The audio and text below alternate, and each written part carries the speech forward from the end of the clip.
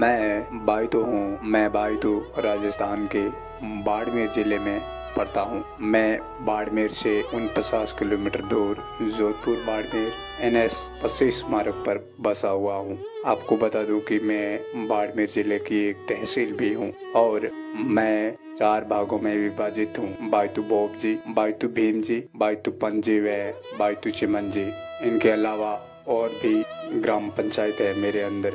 लोगों का कहना है कि बोप जी, भीम जी, चिमन जी व पंजी ये 4 भाई थे। इन्हीं नामों के कारण बायतू के 4 नाम पड़े।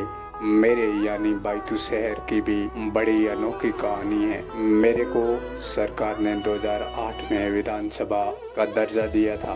तब सबसे पहले विधायक कांग्रेस के कर्नल सोनाराम चौधरी निर्वाचित हुए। उसके बाद बीजेपी के कैलाश चौधरी 2013 में विधायक बने। उसके बाद 2018 में हुए विधानसभा चुनाव में हरीश चौधरी विधायक बने, जो वर्तमान में राज्यसभा मंत्री हैं। और 2019 में हुए लोकसभा चुनाव में मेरे पूर्व विधायक कैलाश चौधरी सांसद पद पर निर्वाचित हुए। मेरी जनसंख्या यानी बायतू की कुल जनसंख्या 2539 है, जिसमें पुरुषों की संख्या 1322 है व महिलाओं की 1217 है। बात करूं मेरे भौगोलिक क्षेत्रफल की तो मैं 3099 वर्ग किलोमीटर में फैला हुआ हूँ। मेरे अंदर कुल 340 गांव हैं। आइए मैं आपको मेरे अंदर मंदिरों और स्मारकों की सैर करवाता हूँ। खेमा बाबा। मैं खेमा बाबा भोपों के नृत्य से विश्व भर में प्रसिद्ध हूँ। संत पुरुष खेमा बाबा का आगमन बायतू के धारणा धोरा स्थित जाखड़ा गोत्री जाट कानाराम के घर फागुन बदी सत सोमवार संवत 1932 को हुआ था। वह विवाह संवत 1958 सन 1901 की शुद्ध 8 शुक्रवार को नौसर गांव में पिथाराम माजरा की पुत्री वीरों के साथ हुआ था।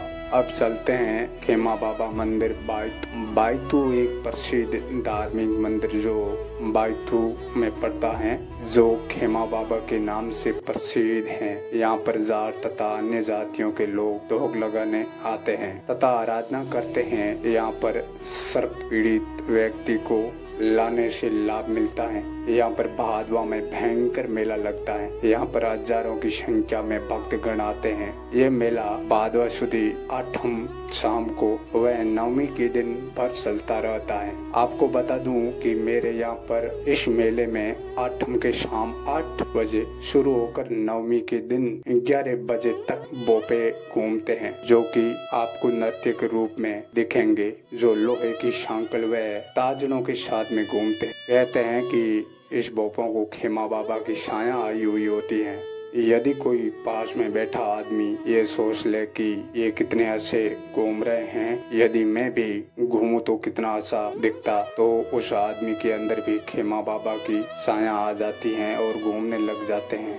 अब चलते हैं अरणेश्वर धाम मंदिर। ये अरणेश्वर धाम भव्य मंदिर बना हुआ है, जो मेरे से 6 किलोमीटर दूर बायतू फलसूंड राज्य राजमार्ग पर स्थित है। यहाँ पर भी खेमा बाबा का मेला लगता है। आपको बता दूं कि यहाँ एक अरण्य वृक्ष का डाईपान खाने से बाबा के चमत्कार से चर्म रोग, दमा रोग व सर्पदंश ठीक हो जाता है। आपको बता दें कि यहाँ पर बाबा का 1 करोड़ की लागत से भव्य मंदिर बना हुआ है, जो एक प्रकार से दर्शनीय स्थल भी है। अब चलते हैं धारणा धोरा मंदिर। बायतू भीम जी में धारणा धोरे पर खेमा बाबा ने भगवान शिव की तपस्या की थी और यहीं पर कुटिया बनाकर रहने लगे, जो मेरे से 7 किलोमीटर दूर है। कहते हैं कि खेमा बाबा हमेशा साथ में कुलाड़ी और लोड़ी यानी उनकी कंबल पास रखते थे।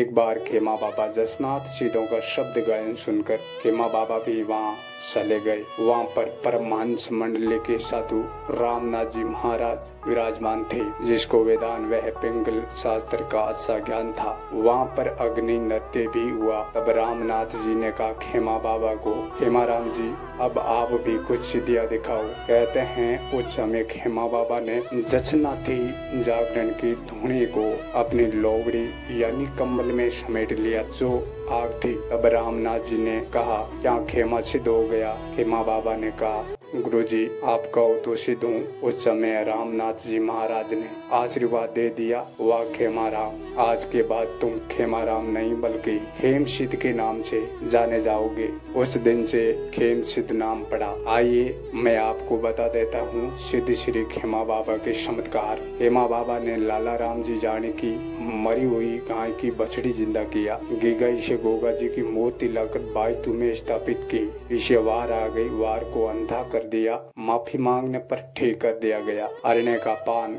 खिलाकर वृद्धाराम का दमा रोग ठीक किया। कौशलाराम जी को सर्प ने काटा तो राबड़ी लगाकर ठीक किया। गंगा रबारी को वचन देकर गंग तालाब गांव चरणों में बनवाया। चिंदरी के नदी किनारे सूखी खेजड़ी को हरा कर दिया।